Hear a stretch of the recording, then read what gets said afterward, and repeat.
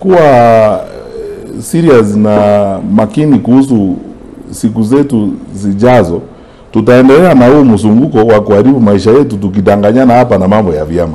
Kwa sababu utaona uchaguzi ukifika, kuna watu ambao wako kwa vyama, hata wale wako kwa vyama viko katika utawala, na ni watu wako na shida nyingi ama wameleta shida nyingi. Utaona wakienda pale wakifaa uniform mpya, alafu wakiingia kwa stage kwanza kuimba tena wimbo mwingine, ni kana kwamba wamepatizwa, wamekuwa watu watakatifu baada ya kuingia kwa chama kingine.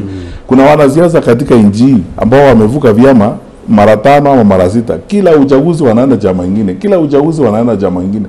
Sasa mimi nafikiri shida sio wale wanasiasa ama wale viongozi, shida ni sisi wananchi. Watu wanatudanganya kila wakati. That is the way in which I see hii mambo ya kuzungumza kuhusu chama.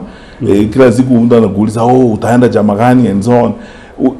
Saa hii Gatonye, hata nikienda chama inaitwa Miti, nitakuwa Fred Matiang'i tofauti na yule ambao unaona mbele yako. Ni mimi.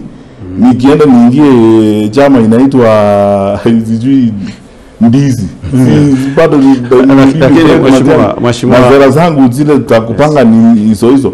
Sasa angalieni viongozi kwanza.